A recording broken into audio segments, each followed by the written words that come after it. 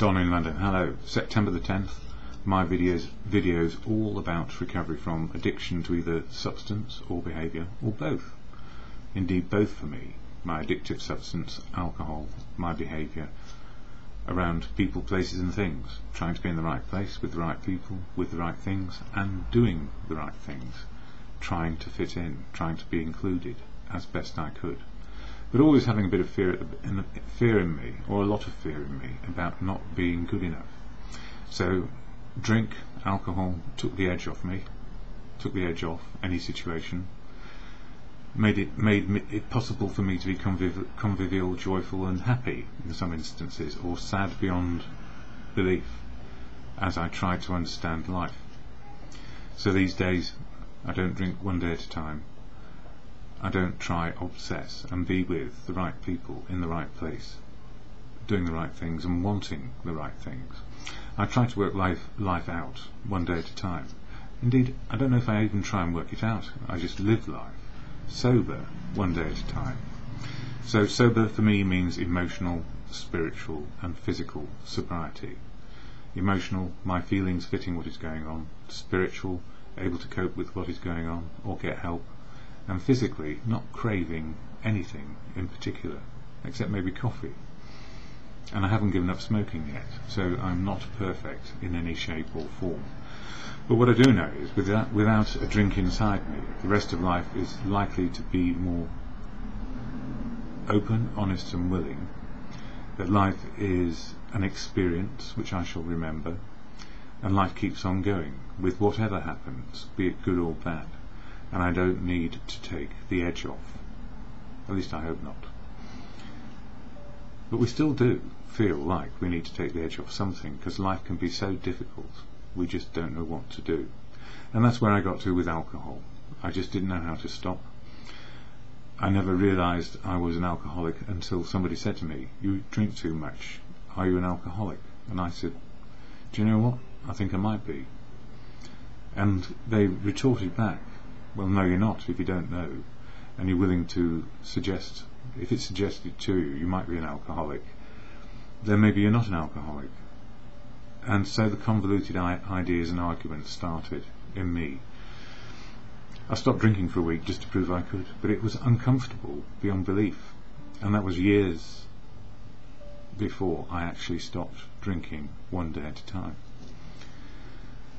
And these days I realise now that the biggest problem with alcohol is it serves a purpose in any society, in any age, for those who feel some form of not fitting in, not feeling right about themselves, trying to cover up and trying to put on a brave face. So some of the fears which were always evoked in me was fear I needed to put on a brave face, an ego which was covering up shame and guilt about not being able to understand life too well, or not being able to measure up to other people and what they wanted from me. So drink was like the universal aspirin in my life. It would solve any problem. In my early days, I could always work harder at life. I could always be more romantic in life. I could always do this, that or the other in life if asked. So if somebody asked me to do a project, I would immediately say yes, and then worry about whether I could do it or not, rather than say, well, hang on a minute, let's look at what I can do and what I can't do, and what's the difference, and how can I get to a place where I can do those things or I cannot do those things, and make an informed answer. And the informed answer may take a few seconds, or an hour, or a day, or two, or even longer if it's a long-term plan. These days I don't need to medicate myself into oblivion or medicate myself into compliance. I can say no today, say no to those things which are harmful to me, and say yes to those things which are good for me. And I will only know what they are when asked, or when something occurs. So I'm not trying to pre-plan my life in any way. I live in the day. I do make some plans forward to make sure things are going along on a reasonably good track of existence. But I don't try and plan every moment. I don't try and think my relationships. I don't try and think, how do I need to be happy? Because if I have to think about it, I'm trying to contrive something. So life is better lived in the moment, in my opinion, based on the wisdom of life. So what made it possible for me to stop? Well, the very simple answer is I couldn't on my own. Family, friends, professionals helped me stay alive long enough to get that moment of clarity, which was, I cannot do it on my own, and maybe I need some help from people who know how to be sober. And it turned out there was a fellowship there in the background all my life called Alcoholics Anonymous. I didn't know anything about it, and I didn't know what it could do for me. But it turned out, what can I do for it as well? So it's a two-way street. I don't speak for AA, never can, never will. The good news is, AA is full of unique people, authentic in this one moment, with experience, strength and hope of recovery. So I can't speak for anyone, and nor can I speak for a fellowship which says the only desire you need is one to stop drinking, to be a part of it, and there are no rules, laws or regulations, and there are no leaders either. We're all trusted servants doing what we can, either by just turning up to find out more about how to be sober, or doing something in terms of other service like sweeping the floors, helping people come into the meeting by greeting them, or just doing some of the basic organisation so things get done each time a meeting is planned and happens. So you don't need to be doing anything other than learning how to be sober today when you first come in. And as life goes on, that's all you may do for quite a while, which is perfectly okay. You work to whatever is right for you, and only you can determine that. So when people say, are you an alcoholic, that is a bit of a question. It's a challenge to our understanding of who we are and what we do. But in the end, only the person who may have a problem can say, yes, I am an alcoholic, or no, I'm not, and then decide what to do next. So for me, it took a long time. First, ignorance of my situation. Second, denial, and I must be able to sort this out on my own. After all, who else can sort it out? And then third, for me, it was, I can't do it on my own. I need some help. So, in essence, fellowship, a new form of community for me in a very big world with less community than it's ever had before in some civilizations around the globe. I found I'm part of a fellowship which is all about unity, service, and being able to cope with life as it is today. So I don't speak for it, never can, never will, but I share a lot about it, because if I didn't share about how AA helped me, I'm missing the point, maybe, for some people who need help, but just do not know where to go and how to ask for it. So these are my videos, all about recovery, the 12 steps which a person can utilise, and the 12 traditions, and they all work in one day, today. I may learn more about them, but it's always in the action. I need to take action to learn, just as it's always ever been. But in my older years, I think my ability to keep on learning was severely compromised by my addiction, or addictions. On this little card here is the AA Preamble, shared at every meeting of AA I go to, which explains what the fellowship is there to do. So I share it here as well. And then some of the readings from a book or two from AA, and some of my thoughts and feelings over the years about how my recovery's been going. So first the AA Preamble, and I read it rather than recite it. Alcoholics Anonymous is a fellowship of men and women who share their experience, strength and hope with each other, that they may solve their common problem and help others to recover from alcoholism. The only requirement for membership is a desire to stop drinking, and that's the most important part. The only requirement for membership is a desire to stop drinking, and I would add there that there are no rules, laws or regulations which bind you into doing anything. An emphatic no is better than a half-hearted yes, I have heard it said. I think it comes from something Gandhi said. It goes on to say, there are no dues or fees for AA membership. We are self-supporting through our own contributions. So AA is run on a very tight budget, just enough for now, with a prudent reserve of a few weeks. So we never have issues of money or power coming into decision making about what we do next with our I suppose, less assets. The most important asset is the human beings who come to fellowship. AA is not allied with any sect, denomination, politics, organisation or institution, does not wish to engage in any controversy, neither endorses nor opposes any causes. So the fellowship has no affiliations whatsoever, but every single person who goes to AA has an affiliation to something, their own personal ideas, or a community, or a belief system, or a sect, or whatever it happens to be, politics and other institutions. Everybody has experience of life, and that experience of life is reflected in how they share about their recovery. But the fellowship is about your recovery and my recovery, and we listen to others so that we know what they've done in order that sobriety works and they can do all the things they've always done in life, or more, or just completely different. Our primary purpose is to stay sober and help other alcoholics to achieve sobriety. So now we have the social networking systems and the internet, and even AA has put some of its literature online on the AA big website, the worldwide website of Alcoholics Anonymous. The textbook, if you like, the big blue book, and the 12 Steps and 12 Traditions is free online if you can find it. You can quite easily, I have to say, just put in AA Alcoholics Anonymous and you'll find the big website, which is .org, and you may find a .co.uk one as well, or whatever it happens to be. But you can get information online about how AA can help. So it's about self-help in the end, trying to start with self-help and stop self-harm. And we go along as best we can. We share experience, strength and hope. And what I know more than anything is face-to-face is best, because what you see is what you get. So if you can see what you're getting and you believe the person is telling the truth, and you can make your own mind up about that. It's not for me to say that people tell the truth always, because we don't. We only offer our opinion and our belief most often. We get to the truth by sharing the truth of now, how we fit in, what we can do and what we can't do. So it's not one-sided.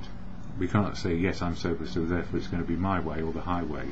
What we most often learn in recovery is that we need to understand where we are and understand where other people are, and how can we work together to make life, to live life, so it happens amicably.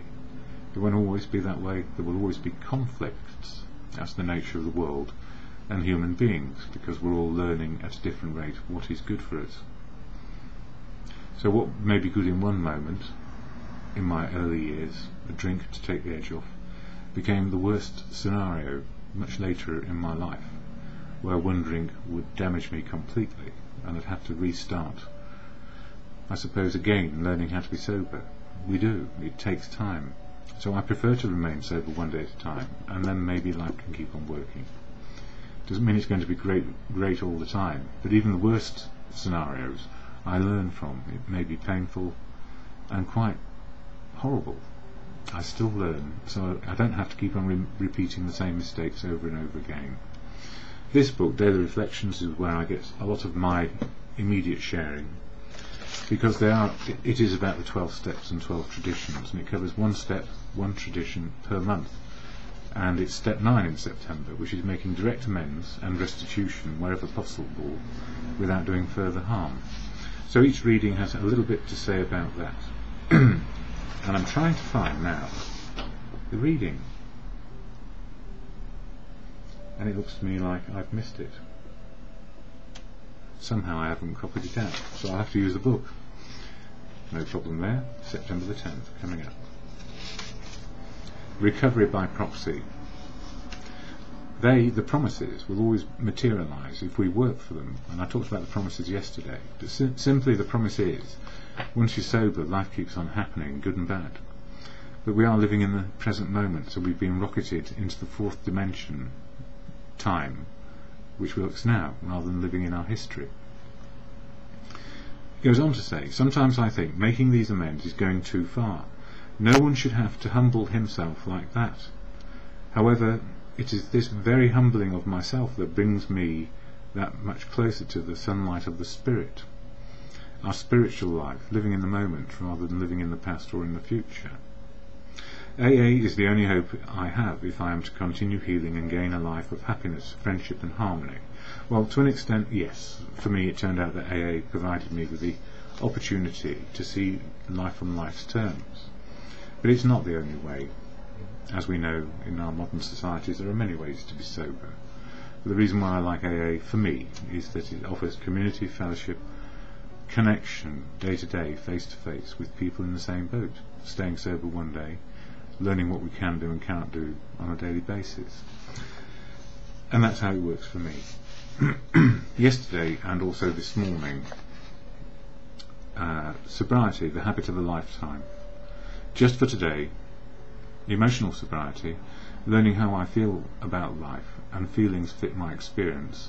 So I know how I feel today, and my feelings are fitting the experience I'm having. I'm completely okay in this one moment. And if I were feeling angry, it would probably be appropriate because something bad and horrible had happened.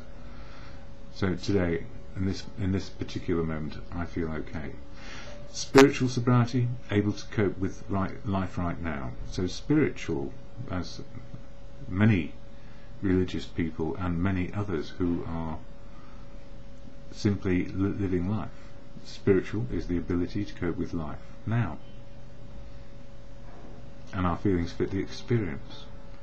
And seek help if needed. So if it's not working out in this modern society, we can go find somebody, or ring them, or get on the internet and email them. And then physical sobriety, no longer craving a fix so my body can keep stable, because in the final throes of alcoholism, without a drink inside me, I couldn't function. I'd be rattling along and shaking and sweating and be feeling horrible. So some of the other words between 2005 and 2010 for this day. Yes, promises, promises. I heard this many a Friday in early recovery. Deluded fools, I thought as I sat back on the Friday promises meeting of Alcoholics Anonymous. This is me in early days. Talking of their years of sobriety, death, marriages, taxes, divorce, higher powers and God doing for us what we could not do for ourselves. I found it hard to listen to these mad people, full of bullshit and full of sanctimony. Keep coming back, brainwashing and bull. This was me and my thinking in the early years, judging them as they kept on saying, keep coming back. Yes, it took me a while to realise that it wasn't BS. That if I were able to listen and say, okay, well that didn't work for me, so what am I going to do now? But I was still very angry at myself and my self-harm. And if I didn't blame me, then it had to be somebody else's fault. I blamed me first, and I sort of wallowed in self-pity for quite a long time. And I needed to, because I had to work it out. And there are no shortcuts. Not for us as individuals. We have to work it out, where are we coming from? Am I feeling piteous about my situation? Or am I just accepting my situation is pretty awful, so what can I do about it? But we have feelings, and feelings need to be worked through till we find our feelings fit what is going on. Yet for all their differences to me, they never criticised me, not to my face anyway. They never said go away, they never said I was bad, just suggested I was sick and demented by drink. I thought not, but as time went along and I kept sober, I felt better, felt less like drinking, and felt they had some good points besides their obvious delusions about God and all that malarkey. And all they said was keep coming back, have a laugh, have a cry, share your anger, share your story, deal with your feelings by finding out what they are. What are these things called feelings? I kept on thinking to myself. The only feeling I had was of horror, fear and hatefulness about my own condition. And then, if you do go drink, come back anyway. And I see many people coming back all the time, not the same people going out for a bit of research and coming back and saying, well, that didn't work. But more I see fewer people come back than stay out there and die, sooner rather than later. I don't know if there are that many good success stories where I gave up drinking for a while, got sober, put my life back together and started drinking, and it stayed all right. I tried too many times to stop, but I don't really want to try it out again. Anyway, Friday night is promises night. Sometimes quickly, sometimes slowly, it will get better, and I will have a life beyond my wildest dreams. I thought for a long time that meant I could go back to the way I was, Successful, average big shot in my own head anyway. Average big car or small eco-friendly car to prove my point and feel right in my conscience. Try, find and stay with one girl, marry and live happily ever after.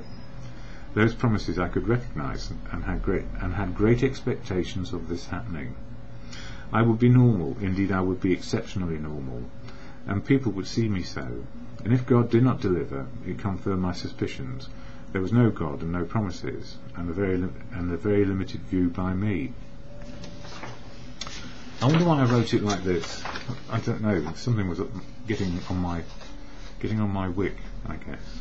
Anyway, ultimately, as time went by, I found out what the promises are, or maybe just one promise. The promise that I could live sober no matter what happened to me.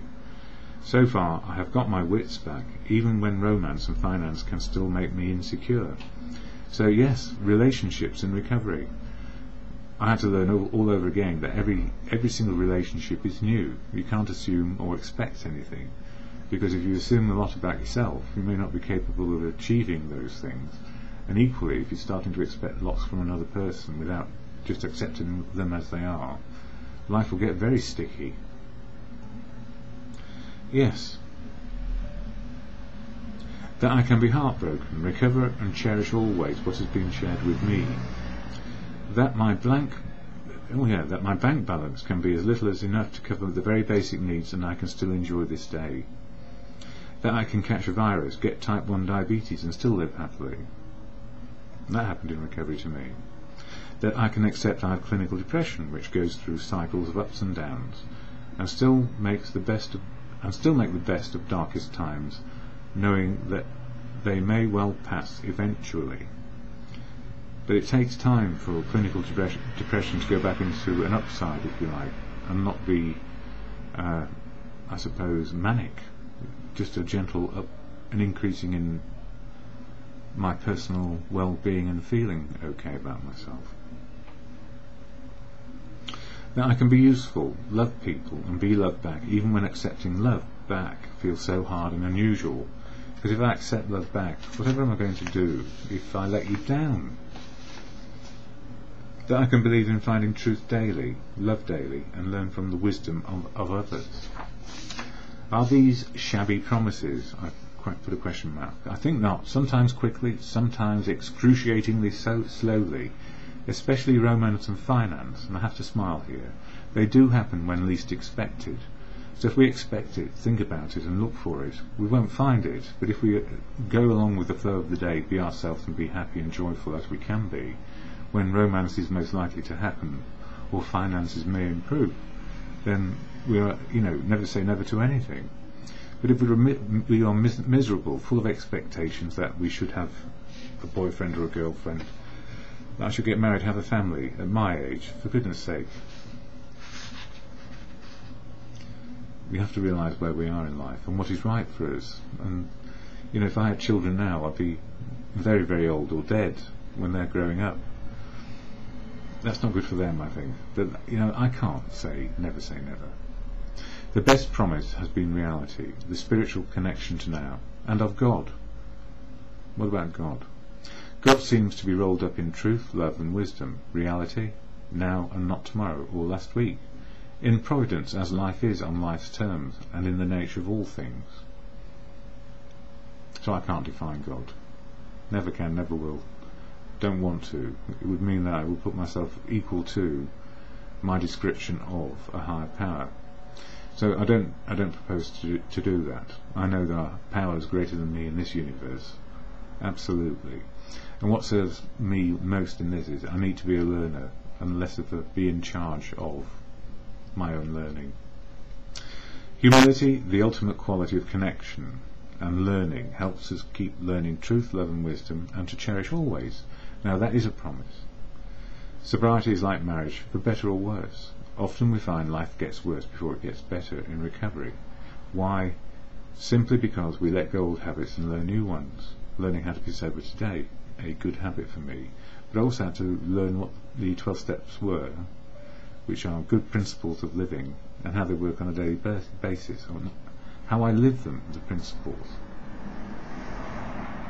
Yeah, no matter how hard life gets, no matter how hard life gets, as rocks and hard places happen, we learn how to deal with reality, and always just for today.